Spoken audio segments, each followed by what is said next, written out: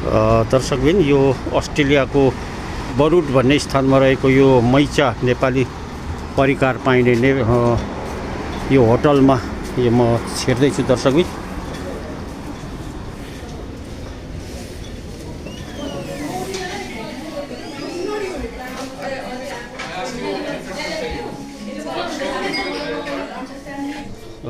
दर्शकबिन नमस्कार। अहिले म अस्ट्रेलियाको यो बरुड क्षेत्रबाट यहाँहरू सामु उपस्थित भएको छु र यहाँ विशेष गरी आज एउटा नेवारी होटलको बारेमा यहाँहरू सामु म केही जानकारी दिन गइरहेको छु।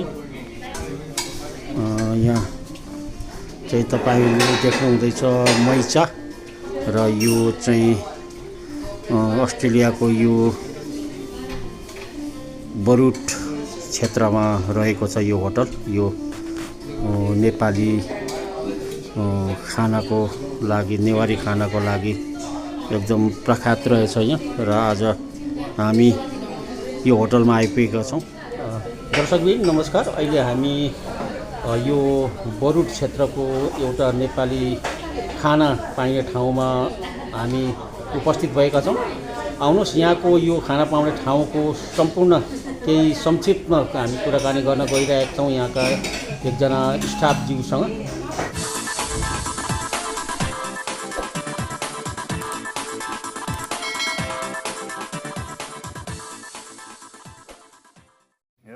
लु स्वागत छ यहाँलाई। हजुरको सुरुमा परिचय अलिकति। मेरो नाम चाहिँ टेनिसा आचार्य हो। हजुर हजुर म चाहिँ यहाँ यो रेस्टुरेन्टमा काम गर्छु एज अ फ्रन्ट स्टाफ। हजुर नेपाल कहाँबाट हुनुहुन्छ तपाईँ? नेपाल म चाहिँ हेटौँडाबाट हुनुहुन्छ। कति भयो यहाँ आउनुभएको? म अस्ट्रेलियाको चाहिँ लगभग 4 वर्ष भयो। 4 वर्ष भइसक्यो। अनि अब यो कस्तो रेस्टुरेन्ट हो अथवा यो कस्तो होटल हो, के यहाँ यसको बारे अलिकति बताइदिनुहोस् न। यो रेस्टुरेन्ट चाहिँ नेवारी रेस्टुरेन्ट हो। हजुर जसको नाम चाहिँ मैचा भनेर मैचा। राखिएको छ। मैचाको अर्थ के हुँदो रहेछ? मैचा भनेको चाहिँ नेवारी गर्ल हो। नेवारी गर्ल। नेवारी गर्ल हो। अविवाहित कि कस्तो? अविवाहित। कुमारी जस्तै? हजुर कुमारी जस्तै। हजुर हजुर। यहाँको हाम्रो मैचाको एम भनेको चाहिँ पछिसम्ममा चाहिँ सबै एज अ जस्तै नाम मैचा भएअनुसार केटी मान्छेहरूको लागि एज अ जब अपर्च्युनिटी भनौँ न, त्यही हो एम चाहिँ। हजुर। अनि हाम्रो यहाँ चाहिँ एकदम राम्रो खानेकुराहरू पाइन्छ। नेवारी खानेकुराहरू प्रायः जस्तो नेवारी। हजुर नेवारी नेवारी के पाइन्छ सरसर्ती? हाम्रोमा खाजा सेटहरू पाइन्छ, अनि हाकु छोइलाहरू पाइन्छ, अनि बिरयानीहरू पाइन्छ, मोमो चाउमिन सबै नेपाली ट्रेडिसनको पाइन्छ। अस्ट्रेलियामा रहिकन पनि काठमाडौँमा नेवारी पाइने त्यो चिजहरू सबै यहाँ पाइन्छ। हजुर योमरी चट्टामरी बाडाहरू सबै पाइन्छ। हजुर। यहाँ ओनर चाहिँ को हुनुहुन्छ? अब उहाँ नेवारीबाटै बिलोङ गर्नुहुन्छ? बिलोङ गर्नुहुन्छ वहीँबाट? ठिकै छ। त्यही भएर उहाँले आफ्नो खाना चाहिँ होइन विदेशको ठाउँमा पनि अलिकति उहाँहरूको समुदायको खाना अरूलाई चाहिँ यसो स्वाद चखाउनको लागि धेरै प्रयत्न गर्नुभएको रहेछ। कति सालदेखि यो होटल यहाँ स्थापना भएको रहेछ? यसको इतिहास के छ? यो यहाँ भएको चाहिँ लगभग 10 वर्षै भइसक्यो। 10 वर्षै भइसक्यो। तर यसको नेम चाहिँ पहिला अर्कै थियो। हजुर हजुर हजुर। अहिले यो नेम चेन्ज भएर मैचा भएर रन गरेको, उहाँ नयाँ ओनरहरू हुनुभएकोमा चाहिँ लगभग 3 वर्ष जति हुन लाग्यो होला सायद। ए हजुर। अराउन्डमा भन्नुपर्दा। हजुर हजुर। ए अनि भनेपछि अब यहाँ यो कति बजीदेखि कति बजीसम्म खुल्छ? हाम्रो चाहिँ बिहान 11 बजीदेखि बेलुकाको 12 बजीसम्म। 12 बजीसम्म हप्ताको 7 दिनमा हुन्छ। अनि यहाँ अब नेवारी खाना खानुको लागि धेरै जसो त नेपाली आउनुहुन्छ होला? हजुर। अनि को आउनुहुन्छ? नेपाली भन्दा पनि हाम्रोमा चाहिँ विदेशीहरू आउनुहुन्छ। कस्टमर चाहिँ विदेशी नै धेरै हुनुहुन्छ। अनि सबैजनाले ट्राई गर्नुहुन्छ नेपाली खानेकुराहरू के छ, अनि कस्तो हुँदो रहेछ भनेर विदेशीलाई हो त्यो। प्लस सबै अब खानेकुराहरूमा कुनमा हाम्रो अब एडजस्ट गर्न मिल्छ नि त, स्पाइसीहरू पनि सबै जस ट्राई गरेर राम्रो मानेर जस नेपाली भन्दा पनि विदेशीहरू धेरै हुनुहुन्छ। धेरै हुनुहुन्छ। विदेशीले चाहिँ अब कुन खाना अब कतिपयले त अब यो खाना खानको लागि काठमाडौँ जानुपर्ने हुन्छ होइन। अब यही ठाउँमा पाइयो भने त होइन उहाँहरूलाई पनि अनि अब मूल्यको बारे त के कुरा गर्ने यहाँ चाहिँ होइन ऊ अनुसार नै त्यो हुन्छ होइन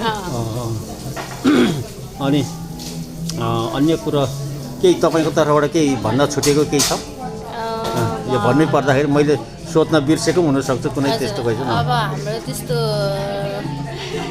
अनलाइन मिडिया सोसियल मिडियाहरूमा त्यस्तो धेरै ऊ छैन ए छैन हजुर मैचा भनेर धेरै अब थाहा हुनुभएकोहरू चाहिँ रेगुलर नै हुनुहुन्छ आउनुहुन्छ हाम्रोमा हजुर जस नयाँ कोही हुनुहुन्छ भने पनि हाम्रोमा आउनुहोस् अनि नेवारी खानाहरू कस्तो छ हाम्रो सर्भिसहरू कस्तो छ एकचोटि हेर्नुहोस् भन्न चाहन्छु सबैलाई ए त्यो अब नेवारी खानामा यो अल्कोहलहरू चाहिँ त्यो भित्र पर्छ पर्दैन त्यो पर्छ जस्तो चाड र निगार पर्छ ए चाड त्यो पनि पाउँछ त्यो पनि पाउँछ अहिलेबाट चाहिँ हामीले त्यो पनि लिएर आएको छौँ र जसले ट्राई गर्नु भएको छ सबैले मन पराइराख्नु भएको छ हजुर ए त्यसो रहेछ त्यो चाहिँ अनि त्यो के यहीँ बनाउनु हजुर घरमै यहाँ भन्नाले घरमा बनाउनु घरमा यहाँ त अब अलि पोसिबल छैन कुनै ठाउँ बनाएर यहाँ लिएर जस त्यो पनि विदेशीले टेस्ट गर्नुहुन्छ त्यो अल्कोहल फरेनरहरूले ट्राई गर्नुहुन्छ अनि उनीहरू त्यसैको लागि पनि ब्याक आउनुहुन्छ कि ए हजुर नेवारी खाना र अनि त्यो ड्रिङ्क्स पनि खानुहुन्छ हामीलाई चाहिँ लाग्छ कि उनीहरूलाई अलिक स्ट्रङ हुन्छ होला घरमा बनाएको भनेर हजुर त्यो नि मन पराइराख्नु भएको छ फरेनरहरू लु यो मैचा होटलको बारेमा जानकारी दिनुभयो तपाईँलाई धेरै धेरै धन्यवाद हजुर धन्यवाद ल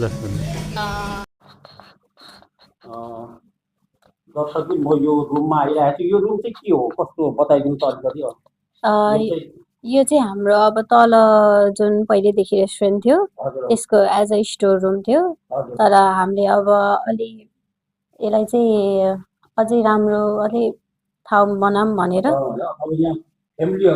हजुर त्यो पनि हो नचाहनेले चाहिँ यहाँ हजुर खान सकेन चाहिँ यो चाहिँ यहाँ चाहिँ सबै कुरो चाहिँ नेपालकै चाहिँ प्रतिनिधित्व गर्ने यो मेन गरेर यो ढाका यो ढाकाको चाहिँ यो चाहिँ यहाँ चाहिँ राख्नु भएको रहेछ एकदम नेपाललाई प्रतिनिधित्व गर्ने र यहाँ दर्शकलाई मैले मैचा होटलको माथिल्लो तलाको देखाउँदैछु यो नेपालको कुरा उहाँहरूले यहाँ राख्नुभएको छ ताकि यहाँ म नेपालमै छु भन्ने आवाज होस् भन्नको लागि चाहिँ उहाँहरूले प्रयत्न गर्नुभएको छ दर्शकबिन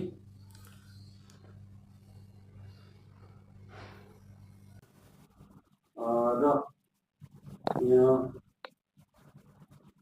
भगवान् बुद्धको पनि अलिकति प्रतिनिधित्व गर्नुभएको छ जमाउन्ट एभरेस्टको र यहाँ यसको चाहिँ अलिकति बताइदिनु न यो बारे यो हजुर नेवारीमा यो राख्नु चाहिँ यो खास हजुर यो चाहिँ ढुकुटी हो ए ढुकुटी हजुर त्यही भएर हाम्रो यो माथिल्लो उसको नाम नै ढुकुटी छ ए ढुकुटी त हजुर यो चाहिँ अलि लगभग 1-2 हप्ता पछाडि मात्रै स्टार्टिङ हुन्छ होला सायद अहिले चाहिँ हामी अझ तयारीमै छौँ हजुर हजुर बढी हल्ला खल्ला नभइकन शान्त वातावरणमा चाहिँ एउटा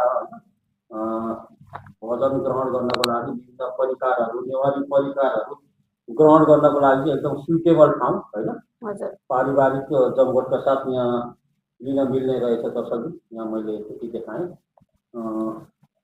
र यहाँ अगाडि रिसिप्सनमा यसरी हामी देख्न सक्छौँ दर्शक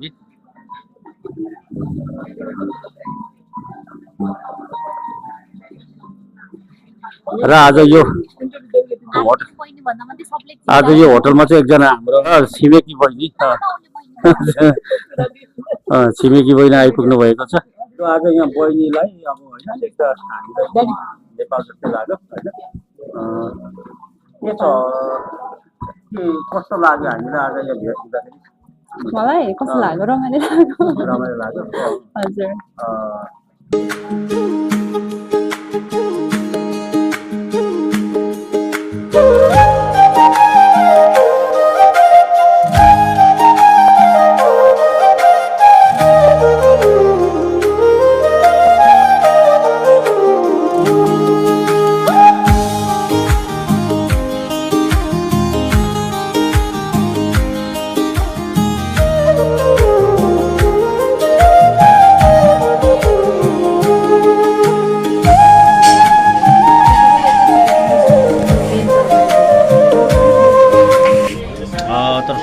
अहिले हामीले मैचा होटलको बारेमा केही देखायौँ पनि र यहाँ हामीले केही परिकारहरू पनि हामीले पनि भोजन ग्रहण गरियो।